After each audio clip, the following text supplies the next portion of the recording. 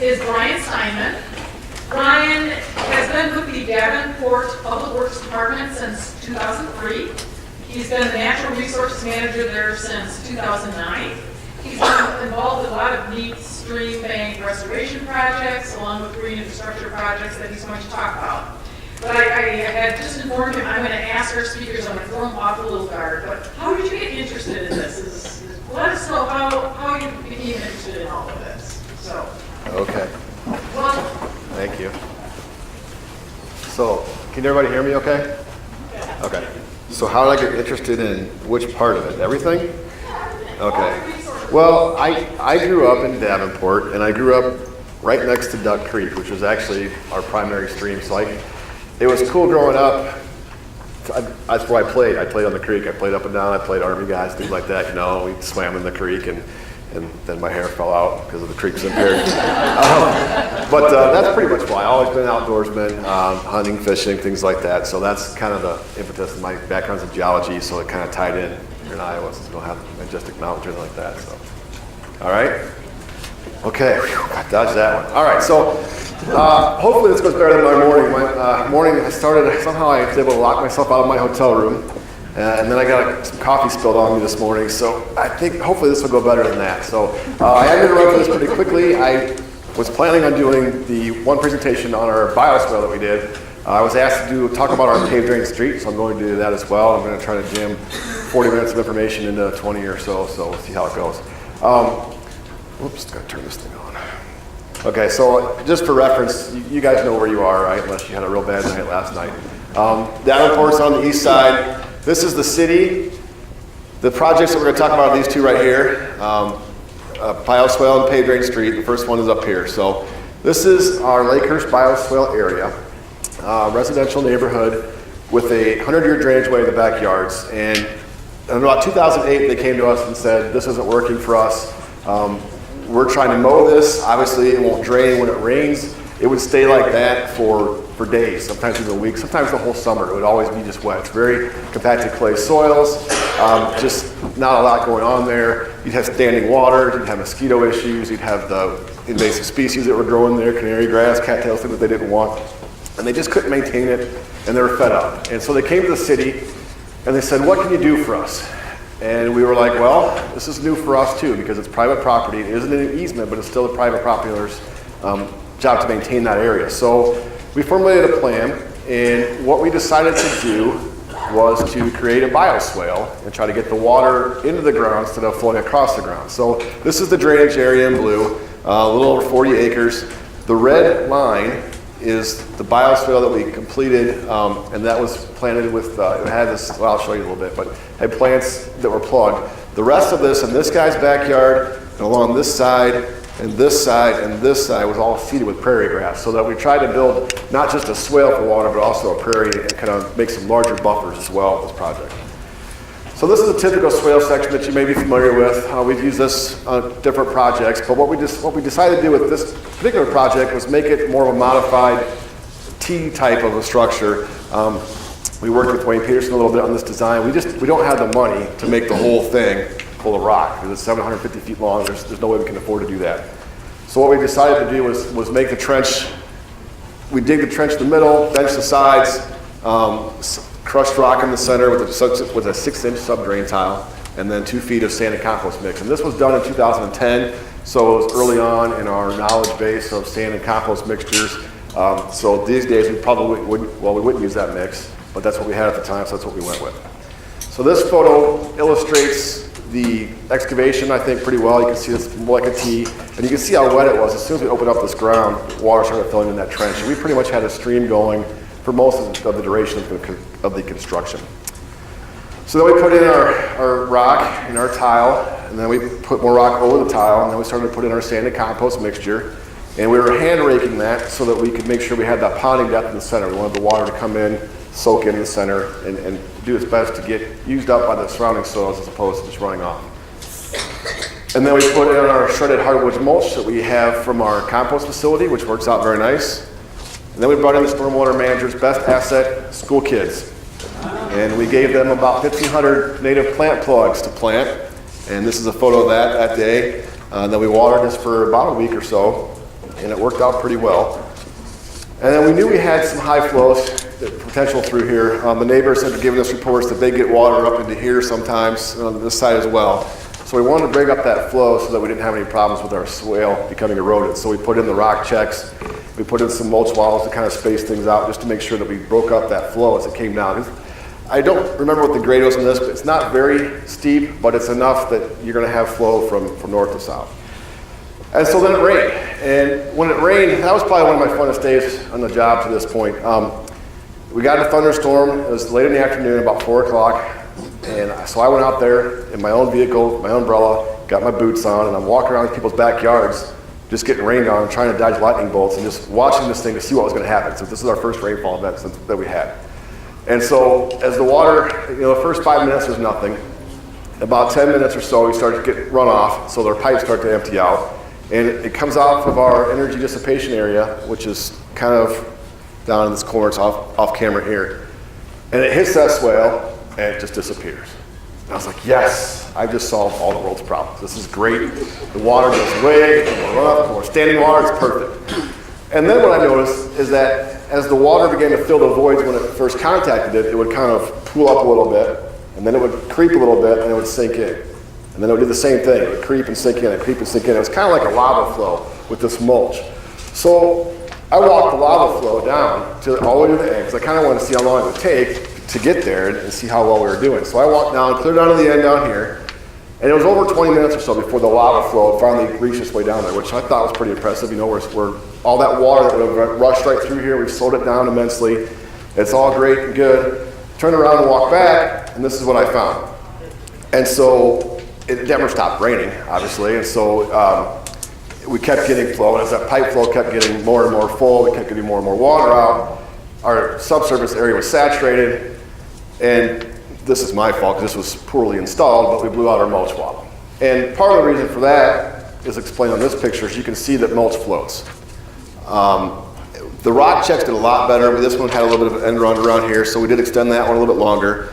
We found out another thing about this is that right here, where your spillway is, we had a pretty good scour hole there, which forced up all the sand and compost down into here. So when it got done raining, we had about 4 inches of mulch right here, and we had sand and compost strewn all the way down here through the whole thing after every one of these checks. And it was pretty disappointing. A lot of the plants had been washed out and covered up, and I went from that joyous moment of aha to oh crap. And what are we going to do now? Because this is a no-fail effort for us. We made a lot of promises to these folks.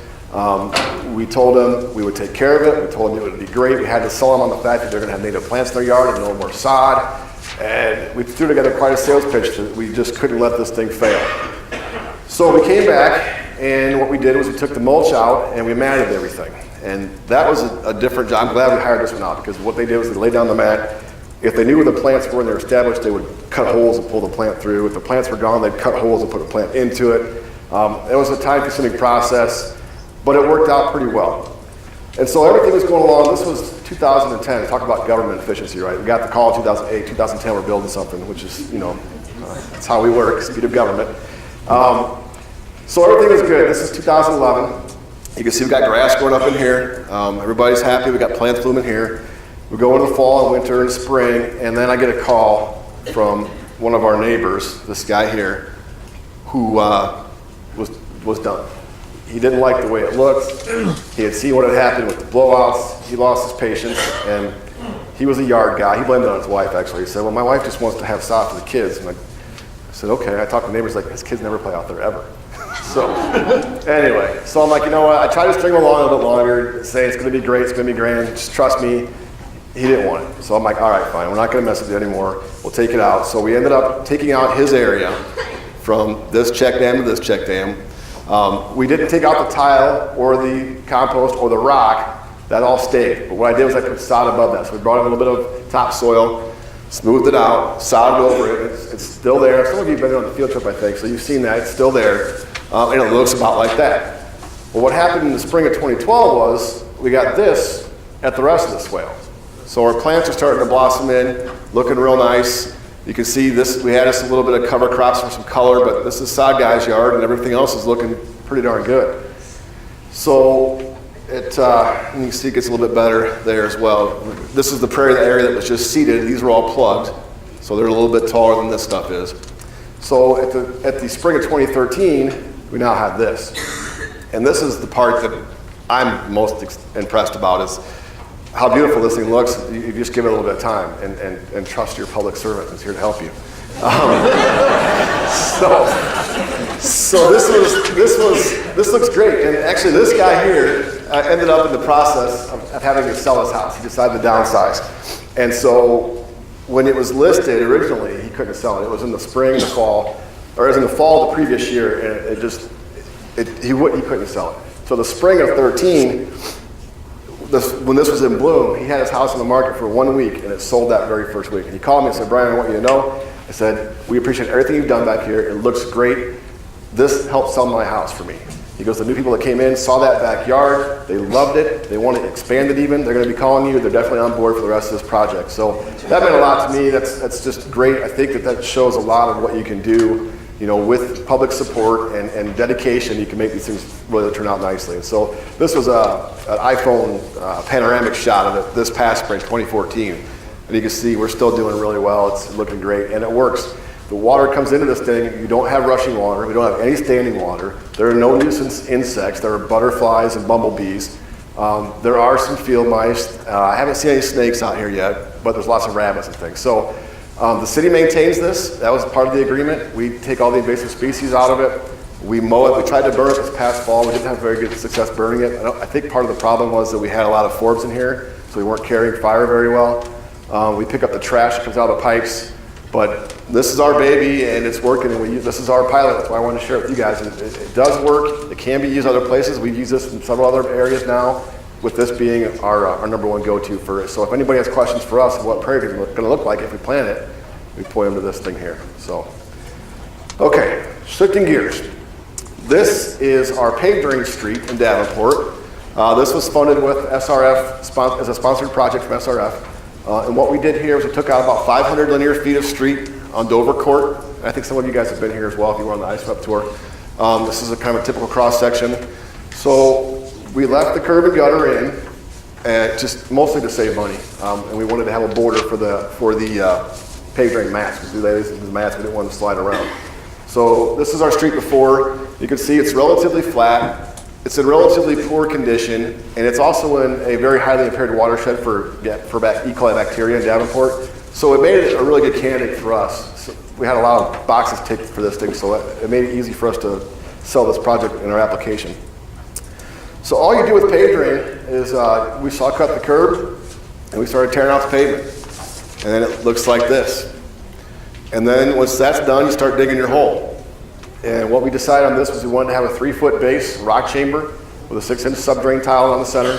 And that would take all the, there's no stormwater on the street whatsoever. It all goes around the corner and down to a big set of catch basins. So what we're going to do is we're taking it from this curb and gutter, putting it down into the street, into the drain tile that goes out the sides of the hillside right here into our park, where we constructed a pair of bio-swales, or bio-cells, that go into our storm drain. So that's how the stormwater now is managed on the street. The issue we realized after we started digging our hole is that the street wasn't exactly flat. It looks flat standing out there, but it has some grade to it. And so what that brought to our attention was that if we dug it 3 feet down and put our tile in there, if it rains, the water's all going to go to one end, because if we match the surface elevation with our excavations, we're going to have it shifted. So if we infiltrate, we're going to get all of it in one spot, not in the other spots. So we could have done this, where we would have dug it flat all the way across, but that gets us about 3 feet here and about 5 feet here, and that was about $80,000 difference in rock. And the contractor was like, "Yeah, we'll do that for you, no problem." Yeah, no, we're not going to do that either. So we came up with a different solution, and what we did was we kind of stair-stepped it in. So we made our 3-foot excavation with a flat bottom. We put in our drain tile, and then we put in a separator, so to speak. All this was same stone wrapped in silt fence, so the water couldn't get through it. And then we built a series of those up the hill, so we kind of stair-stepped our grade up. And so that way, if it rains, you'll fill up each individual one first, and if you fill them up after that, it doesn't really matter where it goes, it'll find its way down. And so hopefully when it infiltrates at a more straight down level. So But what that did for us is that because we couldn't have one long tile now, we had to change the way our tile formation laid out, so it looks more like this. So we still have a 6-inch drain tile, but just instead of going from one end to the other, now we have separate cells. They daylight out in the side of the hill, they go to our bio-swales. So when they come out of the hill, it looks kind of like this here. This is a rough, this is when it was first done. It looks much more beautiful now. You've got river rock and plants in there. They're kind of little 4-bay pools at best now, but that's what it was at the end, or during at that point, I guess. So this illustrates one of those step ups. You can see we're a little bit deeper here than we are here. The excavation just, drew a line about 3 feet here. We'll just go from there, and we've worked our way up the street. This is one of those separators. This is just the same crushed stone. The fabric was under here, wrapped back over it, and then we went straight through with the rock. So I should mention that for pave drain, what they recommend is a fabric underneath and up the sides, and that's more for stability so that we don't have pumping or anything that moves those mats. Their whole claim to fame with those blocks is that they don't move, and so to make them sure that they don't move, you got to have a good base. So we used Mirify RS380, I took a picture so I could remember it, for the fabric on both sides, or on the bottom of both sides. And then, every time you start a project like this, it rains. Okay, so we got like 2 inches of rain, jacked up everything. You can see some curb fell in. We've got all kinds of sediment here and muddy water. And you notice that it's not infiltrating very well? So we noticed that too. We're like, okay, well, what are we going to do here? Is this all going to go out the tile or what? So what we decided to do was to squeegee this off. Well, you can see the rest of you see how my curb and stuff fell off here too. I forgot about that photo. So we kind of squeegeed all the mud out that we could, and we just thought, you know what, we'll try it here, let everything else dry out. We realized that we're probably not going to infiltrate much water here anyway. We'll just go for it. So we put rock on top of there, we put our tile down and everything else. And basically, so once you get your hole dug, you just fill it up with dump trucks or whatever else you got and start bringing that grade up. And then it rains again. And so it rains on our other side, and this is the bottom of the hill. So all the rainfall from up ends up here. It was a great little lake. But you can see we're still not infiltrating a whole lot. More curbs falling in. You can see we just lost a lot of production here. This is just muck. We really had some problems here. So what we realized is, if we ever do this again, well, we're going to do this again. I like this material, I like this stuff. So when we do our cells, as we step our way up, we're going to do a cell and wait and get that one filled up enough where we can go to the next cell, dig that one out, so we don't have the whole road exposed, where if it does rain, you're stuck. I mean, once you get your mat down and your rock, this was all muck on the other end, behind me here, and we're going to work down here. Because if it rains on that rock, it doesn't really matter anymore. It's going down on the tile anyway. You can keep working above there. This just wanted to show you that we kept our tile level. And then, like I said, we filled it back up. And then when you get to the top, you have an issue because you want your pavers to be level as well. So these guys come up with this solution to screed off their top rock layer. It's a screed with a dozer attached to it. Basically, you're dumping rock in front, and they're driving it back and forth and screeding it off. It worked pretty slick. And then it comes time for mat day. To lay the mats down. And this is probably my favorite picture. This is Lee, and this is Mike. And he's the president, he's the vice president of the company that did this, and he's father and he's son. Ever worked with your dad on a project? Yeah. So these two argued about this first mat for probably 90 minutes. No, it's got to go this way. No, it's too far that way. No, it's not. We got to square it against the back curve. No, we got to square it against the side curve. And so you can see Mike's look on Mike's face. He's done. He's not on the phone. He's pissed off. And so once we got through that, the system goes down. I don't work for pay drain. I don't sell pay drain. That's my disclaimer. I guess I should say that too. But once it gets started, you're laying the next mat, and they just lock into place. And so once you figure it out, and especially if you listen to the pay drain guys of how to do this, you can go from laying 2 mats in 4 hours to laying 4 mats in 20 minutes. And so the next thing you know, you're cruising right along, and you've got half the street done. And then you work on flip the other side, and you get 2 sides of the street done. And the particular width that we had, we went from curb to curb, and then we dropped a block on the center and locked everything together. So it worked out pretty slick. And all you do, I'm gonna go back one slide. All you do is you take this bar right here. Whoops. Dang it. Take this bar right here, and once you get the mat down, you take the excavator and you pull that back so it tightens up against the curb. So these aren't moving once they're in place. Okay. And then when you're done, you get something beautiful like this. And I think this looks great. And so then, of course, once you get a new project on the ground that's SRF funded and everybody's watching you, you get to have an opening ceremony. And our mayor Gluba right here, he loves to have ribbon cuttings and stuff. So I think I invented this. I said, instead of cutting a ribbon out here, it's a permeable street, why don't we dump some water on it? So, copyright patented, Brian Stineman. We dumped buckets of water on the street, and they were amazed. This is that's the mayor, that's the elected official, contractors, and it went away. And then, of course, they're elected officials, they don't know about all stuff that we know about, so they're like, what did you just do here? And so then we pull out the big boy, get the pumper truck going. We put about 1,000 or 1,200 gallons of water on the street, and the media just eats that stuff up. They're out. It's made all the local news channels that night. It was great. And they're like, it's not even getting to us. Yeah. Okay, so what did we learn? We had an issue when we first began with some of the blocks cracking. And we talked to Paved Rain, and what they discovered, it was their issue they had with manufacturing. If you've seen a Paved Rain block, I think there's some examples out here with Quick Supply, but it's an arched block with 2 holes in it. And the holes carry the cable that tie the whole mat together.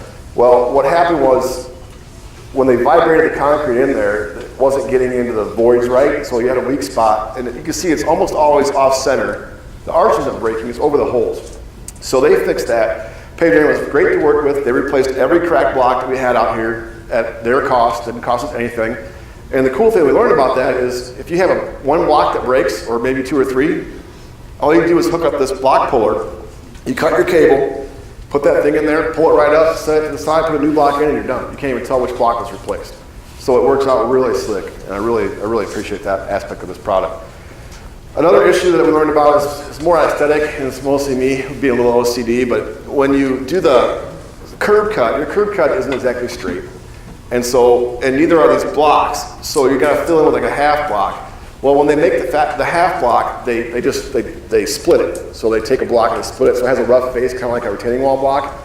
Well, those variations in there don't line up quite well against the side. And it doesn't really matter because you want water to go down there anyway, but to me, it just looked a little rough. And I talked to Paved Rain, I think they're actually gonna start saw cutting those blocks anyway to make it look a little bit more cleaner. And I think he does have a preformed expansion that follows this shape now too. So you can see this is the cut side. It just looks a little bit, I don't know, it's me, I guess, but it looks a little better. Another issue we had was curves and radiuses. You're cutting a square block with a straight blade and trying to make it go around a corner. It gets to be tricky. They do make a solid block so that you don't have, if you cut an arch block, you don't have it falling over. They make a solid block for that. But you can see when you get a little closer that it's hard, it's really hard to get, and so as you get smaller and smaller pieces, you run the risk of those pieces breaking. So what we did was we ended up just filling these in with chip rock just so we didn't have an open space there for something to get stuck in or a dog to break its foot off or something like that in. So going forward, sorry, was that a little harsh? My bad. I have dogs, I love dogs. So going forward, what our thought is when we do our radius here, we would saw cut and go straight through that and leave that corner square. So you still have your curb, but you leave that concrete out in front so that when you pave your street, you still have the flag there. And that eliminates all those, turning those radiuses with the saw. Now that's up to you guys how you want to do that. That's how we would do it, I think, if we did it again. That way we don't have to mess around with our ADA ramps because they're already on the grade of the concrete. So that might save us some steps. Another thing to be careful about is sanitary sewer. This is a stormwater infiltration practice. We don't want to put our water into our sewer. We already have problems with that everywhere else around town. As you can see from this photo, this is a really antique brick beauty here, just ready for water to go into it. So those were all wrapped around the outside and chimney sealed on top. And then when you put them in, it looks kind of like that. You just leave the blocks out, and then you can make a nice block out with them when they're done. The day of our opening water ceremony, our sanitary sewer lining company was in town, and they came to this block and they lined all these from the inside. So these are impenetrable, hopefully, to stormwater. So make sure that if you design these, consider your sanitary sewer so you don't put water in your sanitary sewer. And then snow. I had heard from some folks up north that these type of systems are great because they don't need as much salt, and they don't need to be plowed as much, and you can sometimes even just not do anything to them, and they'll melt snow on their own. And I thought, well, that'll solve a lot of problems for us. They'll pay for themselves in a minute. So I directed our guys not to plow the street the first time, and this is what we got. We didn't experience that. We haven't experienced that yet. This is with no plowing, just to see what's going on, and you can see it's just packed snow, like any other pavement, just kind of packs it in. The next snowfall event, we bladed it with a rubber tip blade on a pickup truck, just because we were worried about chipping blocks.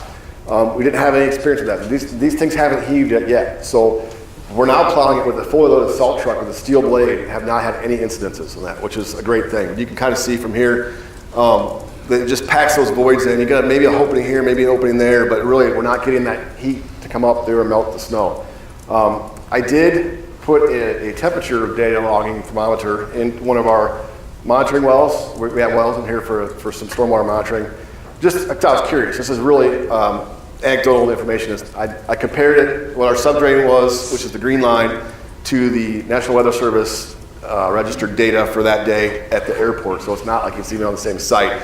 But what I found out was just with these rough numbers that on average, we're about 7 degrees warmer below grade, but it still isn't enough to tip that yet. Now maybe it will be a little bit later, I don't know. But that's just the experience that we've had. So, and with that, I think I went kind of fast. Hopefully there's time for some questions. If not, I will be here. If you can't get in today, I'll be here the rest of the conference.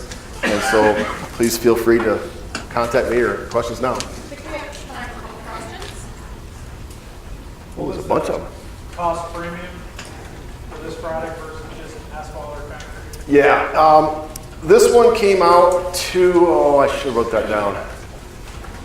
I think the total cost was $317,000. I think it worked out, if I remember right, to it's either $18 or $21 a square foot. That included the excavation, that included the tile, the rock, the fabric, and the blocks.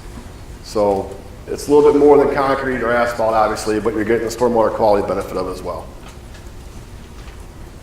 Yeah.